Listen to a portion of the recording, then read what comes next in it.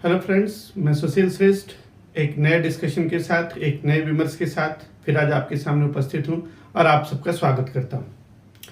इससे पहले कि मैं डिस्कशन को, वार्ता को आगे ले जाऊं, मेरा एक हम्बल रिक्वेस्ट, आप हमें लाइक, शेयर और सब्सक्राइब करें। साथ साथ बेल आइकन दबाना ना भूलें। और हम ट्विटर, फेसबुक पर भी उपलब्ध हैं, जिसका लिंक नीचे डिस्क्रिप्शन पर है। फ्रेंड्स, जो आज का विमर्श है, जो डिस्कशन है, वो बड़ा ही सामान्य सा है, जिसमें हम लोकसभा का क्या मतलब होता है, लोकसभा क्या है, राज्यसभा क्या है, नाम लोकसभा क्यों रखा गया, लोकसभा नाम से हम क्या समझते हैं, राज्यसभा से हम क्या समझते हैं, ये एक सामान्य बात है, लेकिन लोग नहीं जानते। और बच्चे पूछते, सर लोकसभा ही क्यों रखा गया, राज्यसभा ही क्यों रखा गया, क्या मतलब है लोकसभा और राज्य का। तो उसी को आज हम डिफाइन करने जा रहे हैं। ये किसी भी स्तर के विद्यार्थियों के लिए उपयोगी है। देखिए, जब हम लोकसभा राज्यसभा की बात करते हैं तो हम पार्ट 5 में आ जाते हैं। हमारा संविधान कई भागों में लिखा है। भाग 5 में लोकसभा राज्यसभा का उल्लेख है। भाग 5 को, पार्ट 5 को, वो 5 चैप्टर्स में बांटा गया है। तो लोकसभा और राज्यसभा चैप्टर 2 संसद के अंतर्गत आते हैं। और जैसा कि मैंने आपको पहले ही बताया है, केंद्रीय विधायिका को संसद कहते हैं। और विधायिका संबंधी लेक्चर में आप देखें कि विधायिका का क्या मतलब होता है। रिकॉल करने के लिए, विधायिका का मतलब होता है the agency which is responsible for enactment of law. किसी भी देश में वो अभिकरण जो कानून बनाने के लिए जिम्मेदार है, उसे विधायिका या व्यवस्थापिका कहते हैं। तो संसद को हम केंद्रीय व्यवस्थापिका या केंद्रीय विधायिका कहते हैं। अब जब हम बात करते हैं संसद की, तो अनुच्छेद 79 ये कहता है, राष्ट्रपति संसद का अभिन्न अंग होगा और इसके 2 सदन होंगे, लोकसभा और राज्यसभा। इसका मतलब 79 कहता है कि जो हमारा संसद होगा वो बाईकैमरलिज्म होगा। अभी आगे हम इस पर डिस्कस करेंगे कि कब कब एक सदनी रहा, कब 2 सदनी हुआ, क्या हुआ, कैसे हुआ, केंद्रीय विधायिका कैसे बनी, इसका डिस्कशन हम करेंगे। क्योंकि अभी हम केवल नामों पर चर्चा कर रहे हैं, इसलिए आर्टिकल 79 कहता है कि जो हमारी संसद होगी वो बाईकैमरलिज्म होगी। एक का नाम लोकसभा, दूसरे का नाम राज्यसभा होगा। राज्यसभा अनुच्छेद 80 में है, आर्टिकल 80 में है, और लोकसभा 81 में है। हम 80 और 81 डिस्कस करेंगे, लेकिन हम पहले ये देखें लोकसभा और राज्यसभा। जब हम राज्यसभा की बात करते हैं तो इसे हम कहते हैं 3 नामों से, याद रखिएगा और ध्यान दीजिएगा। राज्यसभा को हम हाउस ऑफ स्टेट कहते हैं, राज्यों की सभा। दूसरा, इसको हम सीनियर हाउस कहते हैं, वरिष्ठ सदन, सीनियर हाउस। और फिर हम इसे उच्च सदन भी कहते हैं। तो इसके 3 नाम हो गए, राज्यों का सदन, वरिष्ठ सदन, उच्च सदन। और वहीं हम लोकसभा को भी अनगिनत नामों से पुकारते हैं। There are so many names of Lok Sabha. Lok Sabha को हम हाउस ऑफ पीपल, जनता की सभा, सामान्य व्यक्तियों की सभा, या फिर प्रतिनिधि सभा, रिप्रेजेंटेटिव हाउस, या निम्न सदन, लोअर हाउस के नाम से जानते हैं। ऐसा क्यों है? अगर हम ब्रिटिश पार्लियामेंट्री सिस्टम को देखें, या देश में, पूरे विश्व में जो भी राजनीतिक व्यवस्था है लेजिस्लेचर की, उनको हम देखें तो हम अपर हाउस, लोअर हाउस, उच्च सदन, निम्न सदन, house of Lord and house of Commons, इस तरीके से हम लॉर्ड का हाउस और कॉमन्स का हाउस पाते हैं। जहां फ्यूडल सोसाइटी थी, तो हमारे देश में अब तो कोई राजा, जमींदार, लॉर्ड्स उपाधियों का अंत हो गया है, इसलिए कोई ऐसा नहीं है। लेकिन फिर भी चूंकि हमारे यहाँ India, that is Bharat, shall be the union of state, Bharat राज्यों का संघ होगा। तो राज्यों के संघ में सेंटर स्टेट रिलेशन है, केंद्र और राज्य संबंध है, परिसंघीय ढांचा है हमारा। केंद्र, सामान्य स्थितियों में हमारा ढांचा जो है परिसंघीय है। तो जो सेंटर स्टेट रिलेशन में, उसमें स्टेट इंटरेस्ट को रिवील करती है राज्यसभा। राज्यों के हित को जो रिवील करती है वो राज्यसभा है। इसीलिए इसका नाम रखा गया है house of state, Rajya Sabha.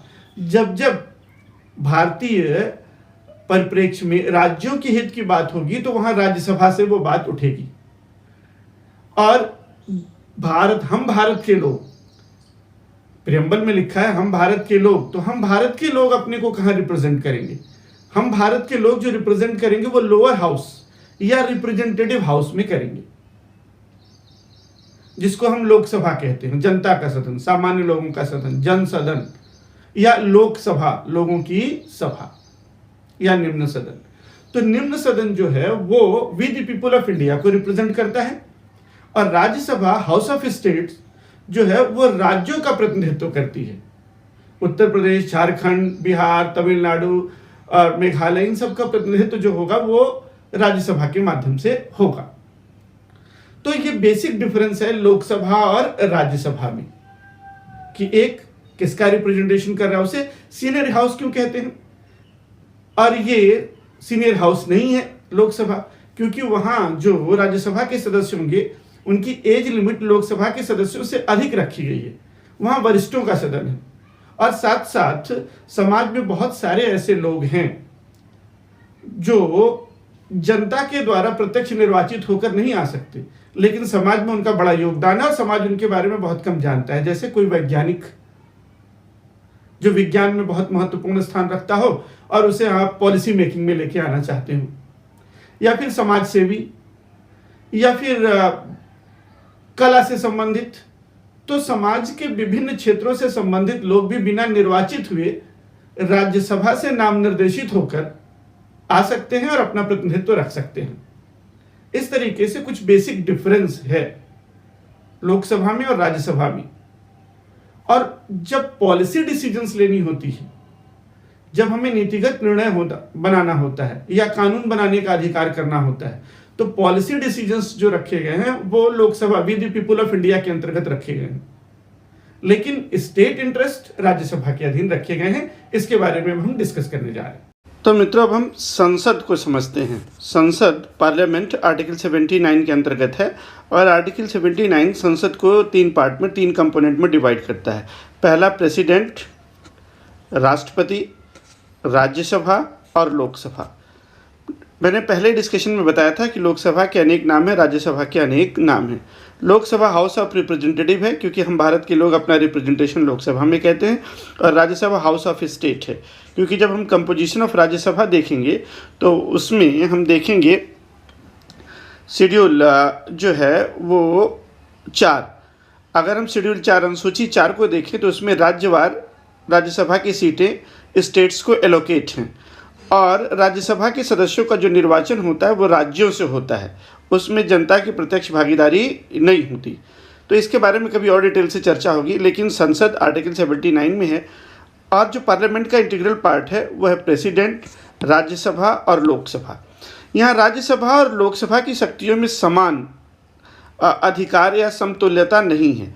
Lok Sabha को अधिक पावरफुल बनाया गया है विधायन के क्षेत्र में, और विशेषकर वित्तीय विधायन के क्षेत्र में, कराधान के क्षेत्र में, और राज्यसभा को राज्य हितों के संदर्भ में विशेष अधिकार दिए गए हैं।